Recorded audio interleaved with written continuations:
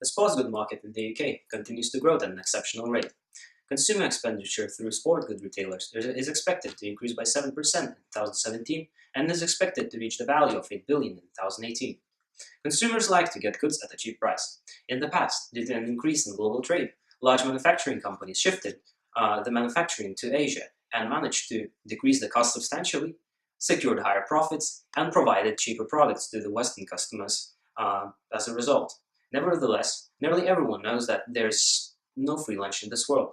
Western companies couldn't protect workers in their supply chain.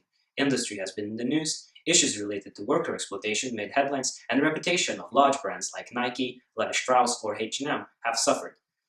It can be argued that the Sports Direct case has similarities. Due to flexible labor laws, severe competition, and price pressure coming from customers, cost optimization happened at the expense of workers' social protection. However, in the Sports Direct case, it's even worse as the exploitation happens at the same facility where the top management is based. Liberal labor laws in the UK, such as zero-hour contracts, increases the competition of companies as they are not constrained and have more control over their workforce. However, the lack of social protection creates an opportunity to exploit the workers. In the UK sports goods market, the market is dominated by two large firms, Sports Direct and JD Sports, that constitute 60% of the market share. It is unacceptable that both firms are under investigation for not paying effective minimum wage and mistreatment of workers. One of the possible explanations of these scandals might be the prevalence of the idea of a competition state adopted by government, where better business conditions are created and competitiveness of national businesses is increased by removing legal constraints. However, the issue is that the competition is not based on making the firms more competitive, but workers less protected. It can be argued that this mistreatment of workers comes from the harsh competitiveness within the industry.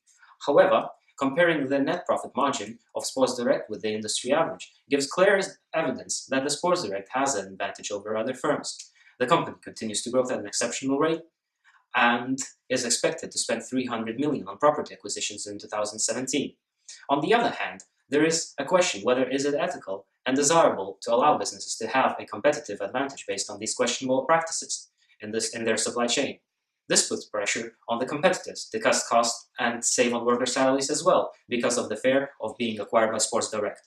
Overall, the Sports Direct exceptionally poor workforce management and corporate governance is not only related to the company level, it also points issues underlying within the industry. Nevertheless, given the Sports Direct position as one of the leaders, addressing its issues is a good starting point in improving the lives of workers in sports goods sector.